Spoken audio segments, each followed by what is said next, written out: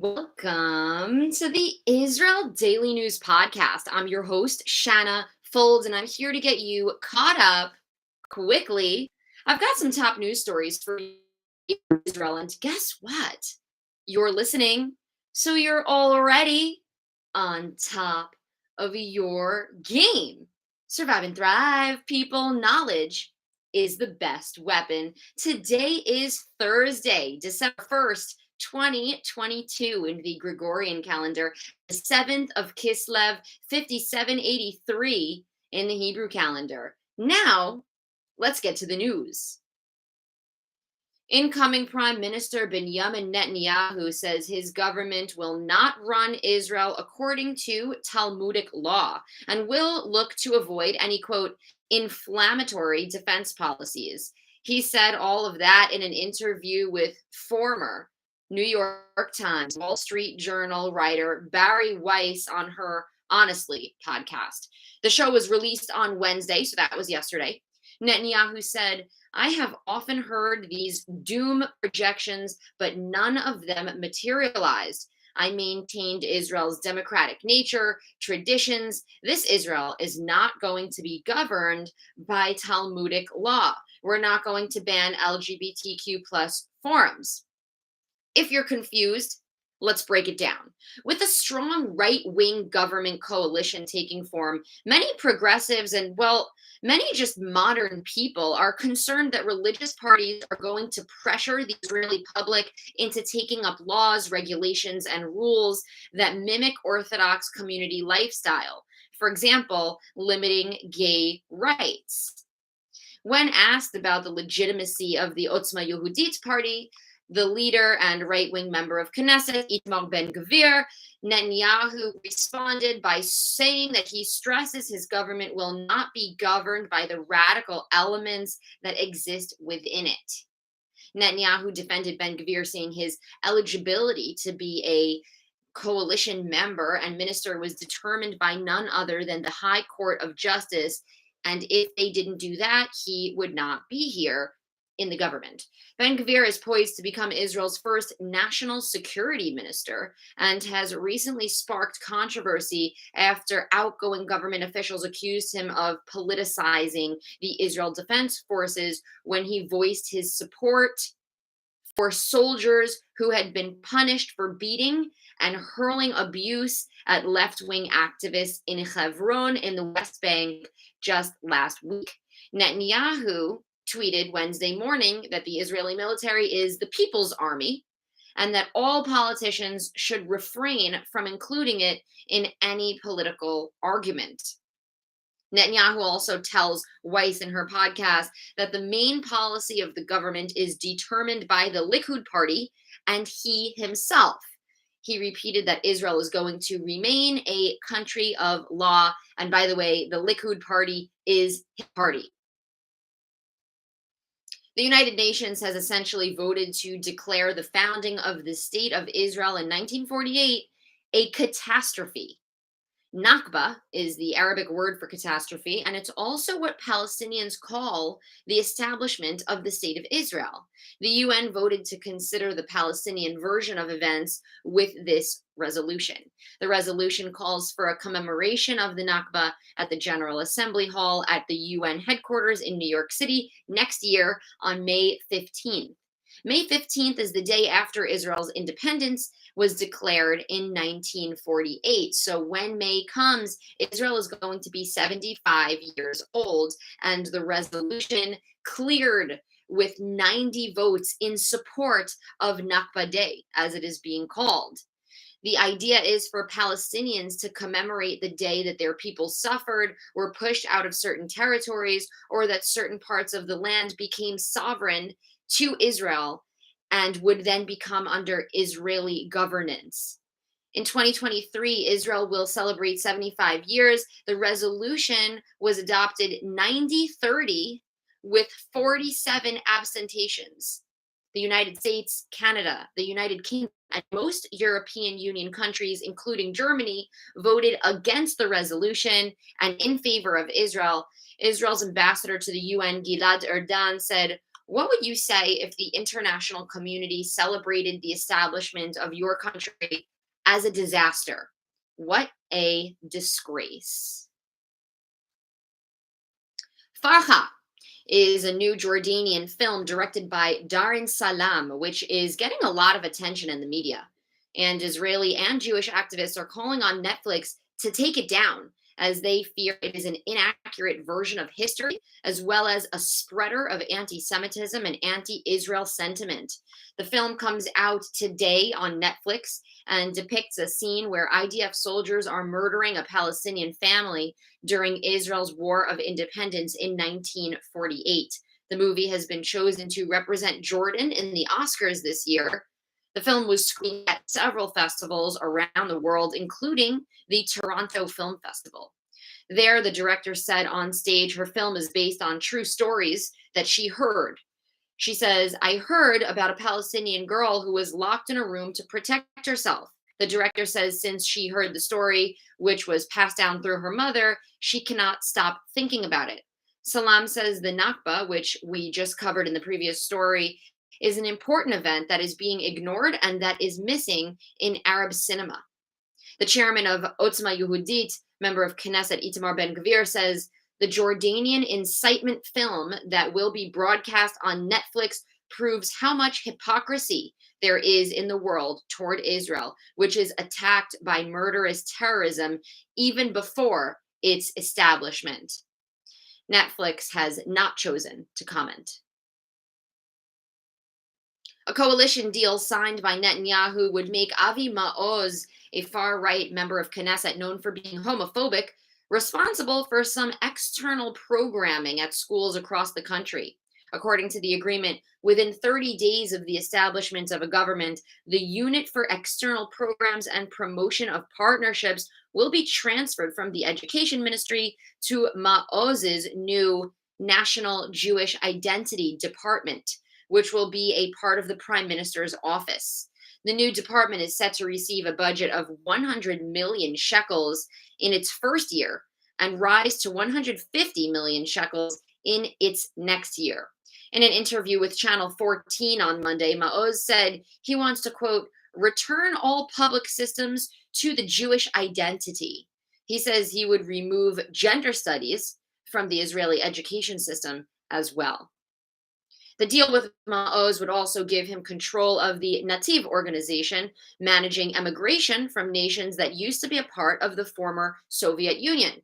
Maoz flew around the world and corresponded with international leaders to convince them to press Moscow to allow Soviet Jewry to emigrate as part of the Let My People Go movement back in the 1980s. But now he has become strongly against the law of return, which offers automatic citizenship to anyone with at least one Jewish grandparent, provided that they don't currently practice another religion.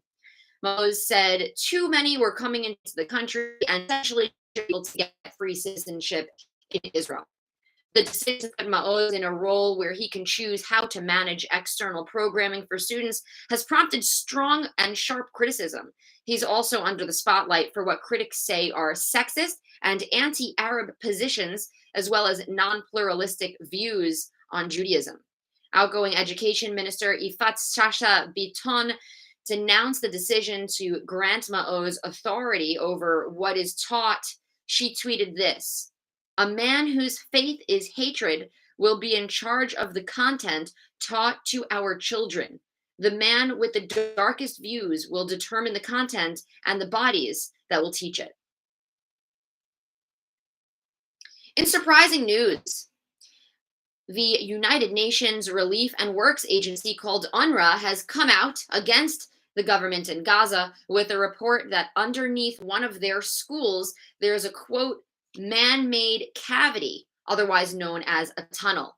The organization is calling it a breach of law and a threat to children and staff, and are protesting to authorities in Gaza, expressing their outrage.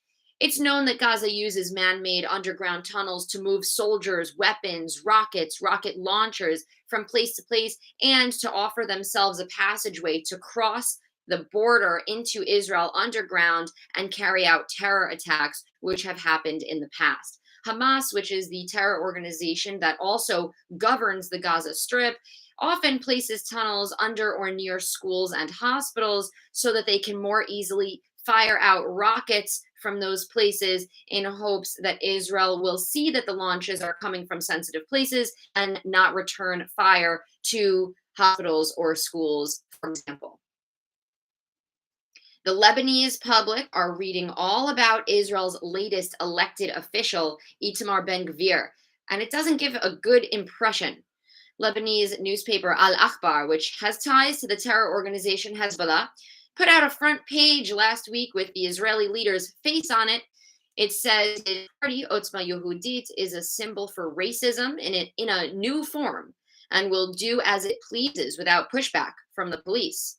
That is in reference to Netanyahu pushing Ben-Gvir to get a new role and new title called National Security Minister.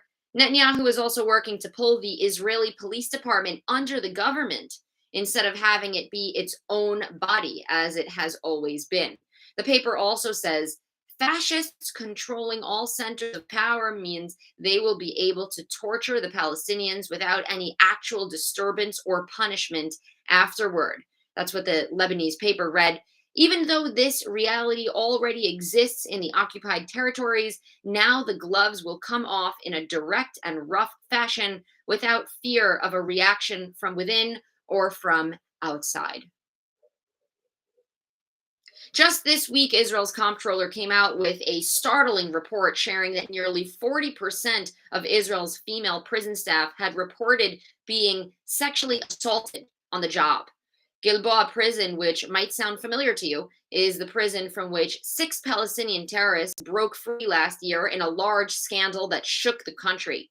The commander of this prison, named Freddie Ben Shitrit, was on duty at the time, and he has now been fired from his position. His termination was approved by Public Security Minister Omer Bar-Lev. The statement simply said Ben Shitrit was ill-suited for continued service. The man also testified before a state commission of inquiry and said there was a systemic problem of pimping out female Israeli prison staff guards to specific security prisoners and suggested that the higher ups within the prison service had been covering that up. If you are getting caught up on your Israel Daily News podcast, we would love for you to send over a monthly contribution at anchor.fm/Israel Daily News. The financial support that we get from our subscribers helps us maintain our show and helps us continue to grow and try to reach new audiences. Subscribers will get a handwritten thank you note and a little poem that I write myself to let you know how thrilled we are to have your support. Thank you to all of you who are listening for your interest in Israeli affairs. Israeli politics are world politics. We have one link in the show notes, which you can click on, and that'll take you to the page where you too can put at anchor.fm/Israel Daily News. You can also support us by leaving us a review on Apple Podcasts. 2, you can share the show with a friend. And 3, you can follow us on Facebook at Israel Daily News, as well as Shanna Fold. That's my personal Instagram. My name has 2 N's in it, and I'm very sensitive about that. You can also find us on Twitter at Israel Podcast. A new study has shown that 7 out of 10 people injured riding electric bicycles, scooters, and other vehicles in the center of the country had not worn a protective helmet. Dr. Shimrit Arbel of the Tel Aviv's Sourasky Medical Center emergency room says out of 320 patients reviewed, 193 males and 127 females with face injuries did not wear a helmet. That's about 70%. The patients involved in the study ranged in age from 3 years old to 89 years old.